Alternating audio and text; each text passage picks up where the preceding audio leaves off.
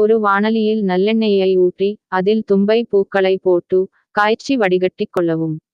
பின் அந்த எண்ணெயை வாரத்திற்கு ஒரு முறை தேய்த்து வெதுவெதுப்பான தண்ணீரில் குளித்து வர வேண்டும்.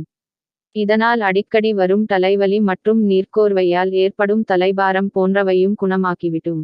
தாய்ப்பாலில் சிறிது கிராம்பை அரைத்து போட்டு பேஸ்ட் போல் செய்து அதனை தலைக்கு பரு போட்டால் சைனஸால் ஏற்படும் தலைவலி நீங்கும். தலைக்கு குளித்த பின் சாம்பிராணி புகையை போட்டு தலையை காய வைத்துக் கொள்வது போல் ஓமம் சிறிது மஞ்சள் போட்டு அதனால் வரும் புகையை நுகர்ந்து கொண்டால் ஜலதோஷம் நீர்க்கோர்வை போன்றவை சரியாகும். ஆவி பிடிப்பது மிகவும் தற்காலிகமான நிவாரணம் என்றே பலரும் கூறுவர். ஆனால் அது உண்மை அல்ல. ஆவி பிடிப்பது தினமும் நாம் செய்து வந்தால் நிரந்தரமான தீர்வு கிடைக்கும். ஆவி பிடிப்பதினால் தலையில் மூக்கில் இருக்கும் சளி கொஞ்சம் கொஞ்சமாக உருக்கி வெளியே வந்துவிடும்.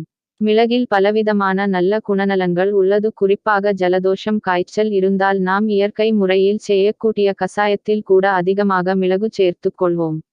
இந்த மிளகு கலந்த டீயை நாம் தினமும் 2 முதல் 3 முறை குடித்து வந்தால் ஆஸ்துமா அலர்ஜி சைனஸ் போன்ற பிரச்சனைகளில் இருந்து விடுபடுவது மட்டுமல்லாமல் உடலில் உள்ள எதிர்ப்பு சக்தியும் அதிகரிக்கும் என்று கூறுகின்றனர்.